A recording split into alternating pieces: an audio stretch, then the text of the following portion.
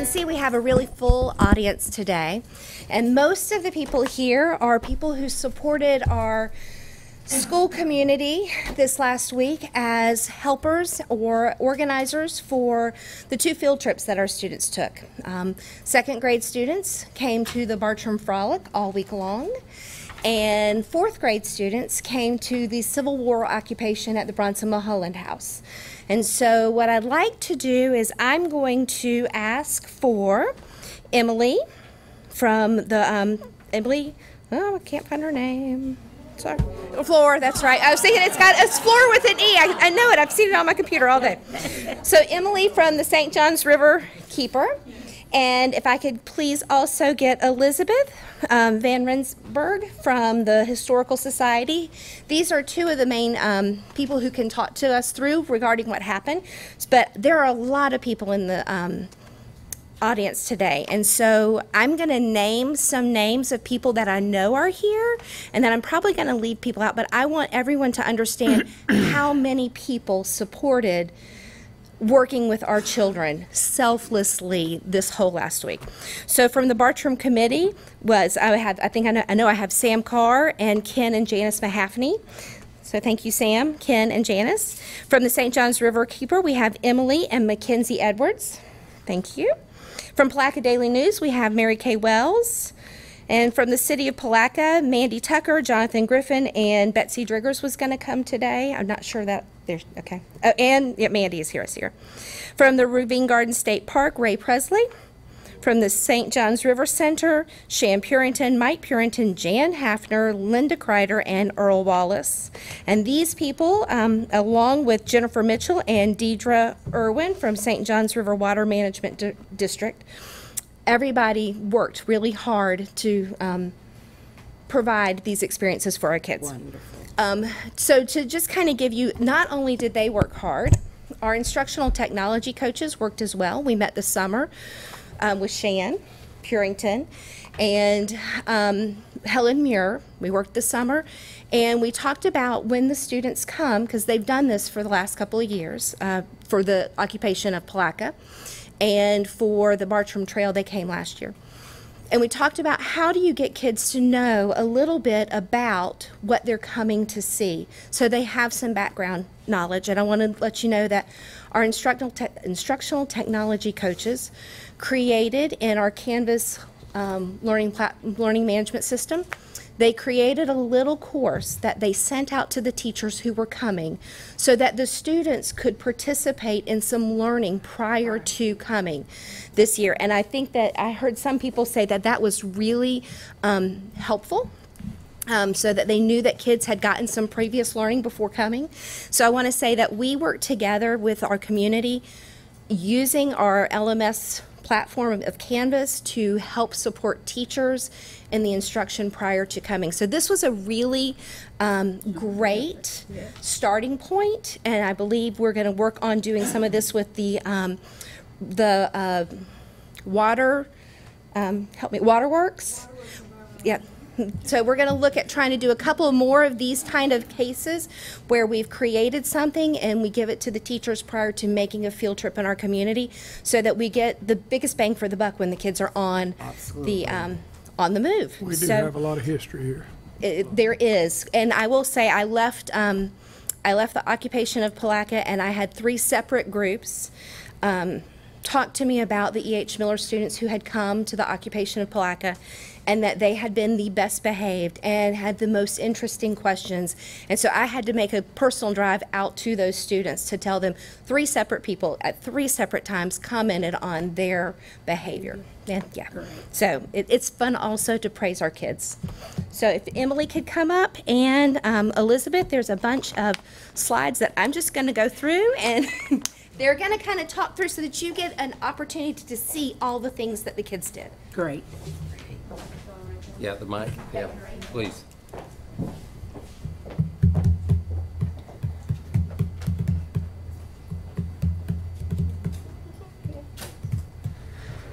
All right, well, good afternoon, everybody. Thank you very much for inviting me to this board meeting to present the Bartram Frolic.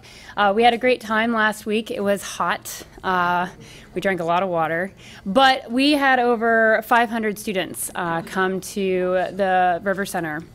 And so in those pictures, you'll see the bus unloading the students. We did close off the street to ensure the safety of the students crossing the street from going to the River Center to the waterfront, which is where most of the activities were happening. The picture on the upper right is all of us. We somehow were able to all get together and take a photo of everybody. And then we also had some great drone action, which is that great aerial shot. We had 9 partners show up, and so one of them was the Florida State Parks with Ray Presley.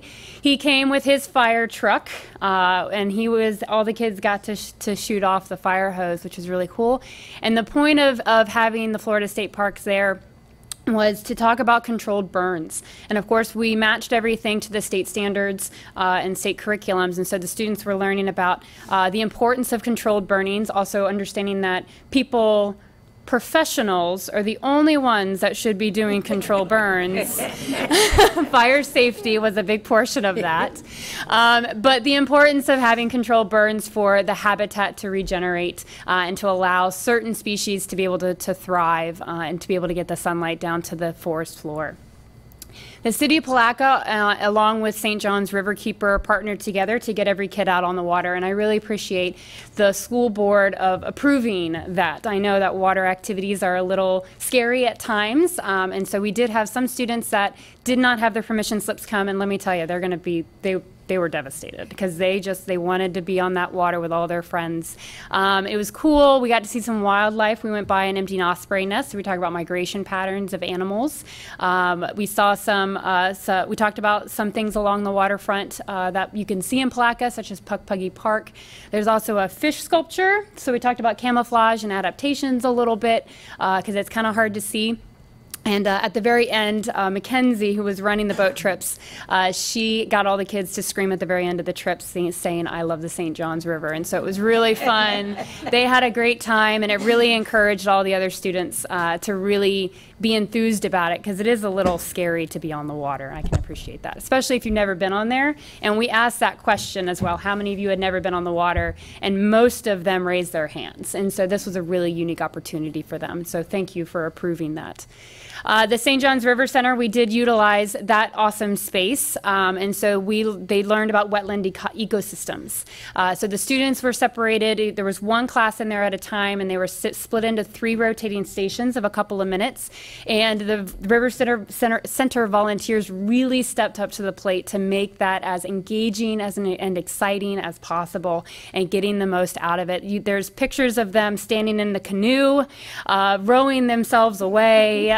They learned about the history of Palatka through these true and false actions, and then they had that central wetland exhibit. So they tried to find some of the animals that were exhibited in there, talked about the importance of cypress trees and cypress knees, so a little bit of the ecosystem in the area.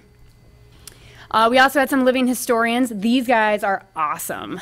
They are some of the best educators I have ever worked with. We have one here today, Mike Adams. He was our Billy Bartram.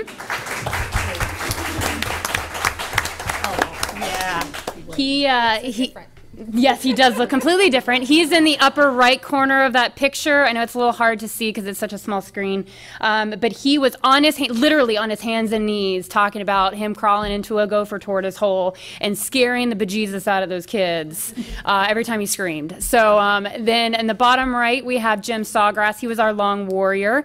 He taught some of the kids some Native American words as well. And then we had Job Wiggins, which is a trader. And so the reason why we had all 3 of these is, of course, the Frolic was brought together because of William Bartram's story. He is one of Florida's first naturalists, and so he really is what tied the history and the ecology of this area together, and bringing about the environmental groups and the historians. And so, so the pictures, I guess, continue, because I'm not flipping through mine. Oh, it's fine. No, you can go back one. Thank you. So, so the Long Warrior, he is the chief of the Seminoles, and so he was a friend of Billy Bartram. Job Wiggins was his guide and friend as well, and then, of course, Billy was here as well, and he's so good. All right. Florida, the FWC was also there. She brought fish skins. She brought scales. She brought jaws of sharks. And so she talked about many different kinds of animals that live in the river and the adaptations of them. So if they have scales or if they have more of a mucousy outer coating of where they live, where's the position of their mouth, which way is it facing, what does that tell you about what it eats, what level of the water column it lives in. And so she did a fantastic job introducing the animals that live inside the river to the students and getting them hands-on, because sometimes we would see fish jumping, but she really brought the fish to the students to be able to handle. GTM was there. They actually brought animals, which was exciting until you had a parent fearful of snakes who had to be escorted out of the building. Which did happen once, only once. But they did bring some of their animals. They had turtles, they had snakes, they had a horseshoe crab, and so they were able to bring some things from the beach area, things that are a little bit more brackish living, so you can see the comparison between freshwater organisms, brackish water organisms, and saltwater organisms. And so they were really able to get hands-on with the animals, and some of the evaluations from the teachers were like, some of these kids have never seen some of these animals before. We talk about them in the classroom, but to actually visually see them live and hold them was a huge plus for the students. And of course, if you get hands-on with animals, you're more likely to remember the experience, of course. And then we had Putnam County School District. I really appreciate everyone that showed up from the school district to show their support. The sheriff's office also showed up with their drone, so hopefully we get some pretty cool drone action. They followed the boat around a little bit. It's a little windy, so hopefully it isn't too loud. But they were able to get some great shots of the movements of students between the stations. Again, there were 9 rotating stations. Every kid didn't go to every single station. They got to go to an ecology, which is an environmental station, a living historian, and of course, weather permitting and the buses arriving on time, they were all able to go on the water. So that was really great. And so the Bartram Frolic, we really appreciate every support that we've been able to get in this county. Sometimes it can be a struggle getting kids outside, especially on the water, but the school board has been on board the entire time. And so we really appreciate everything that you guys have done for us. And we hope to continue this in the future. We do see things that can be improved upon for next year, as we learned some things from last year, such as the sheer heat needed water bottles. So we did provide every student with a full water bottle. And a lot more partnerships. So we're looking to expand it to include all of the elementary schools. We didn't have all of them participate this year, and so we're hoping that next year we get all 10 schools. Okay. Thank you. Thank you. Thank you, Emma.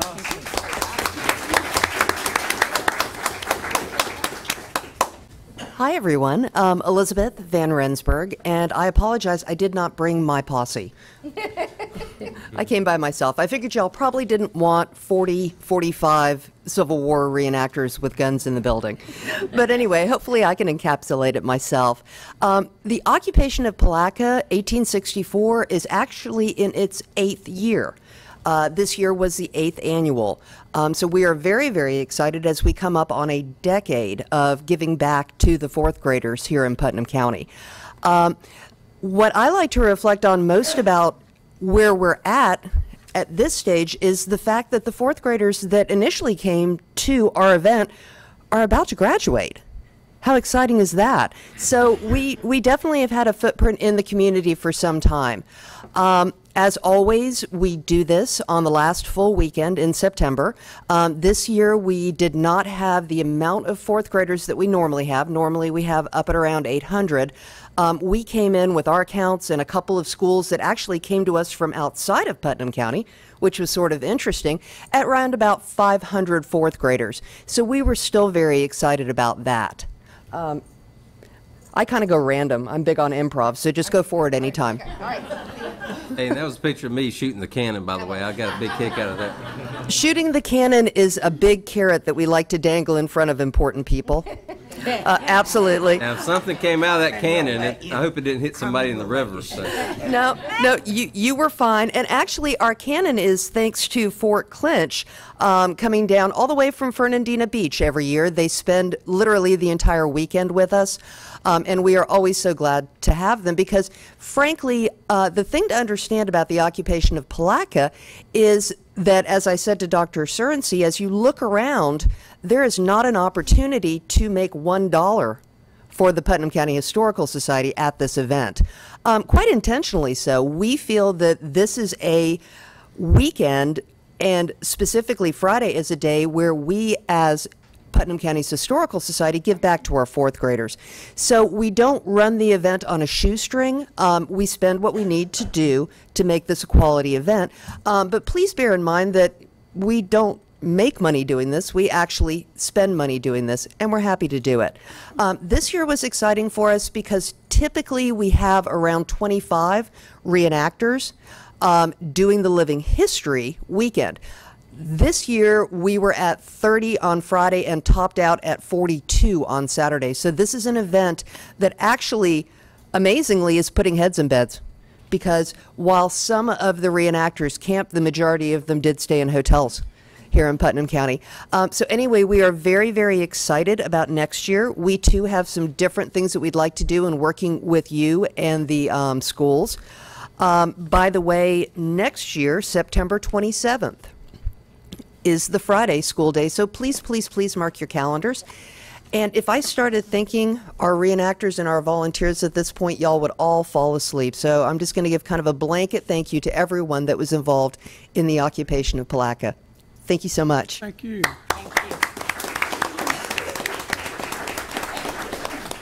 One of the things we're going to try to do to promote the occupation activity is that Aquilla Elementary School students got cameras. They came off the bus and we gave them cameras, and they were documenting their interviews with the reenactors, and they are going to create their own little video that then we kind of use that as a trailer next year to gain more interest. The difference between the occupation of Palatka and the Bartram Frolic. The Bartram Frolic, the buses are all actually paid for through a grant through Georgia Pacific, through the city of Palatka. So students, that is absolutely 100% free. They get on a bus they did not have to pay for to come to an event they didn't have to pay for. For the occupation of Palatka, although the students do have to gather the money to get on the bus, the schools have to do that. So we're going to try to gain a little bit more interest next year by getting those students from Aquilla to have some presentation that we put as part of our canvas that we send out to schools, so that should also gain some more interest. And so I just want to say it's truly a community effort, and we thank everyone who was part of it these last weeks. Thank you, Laura. Thank you.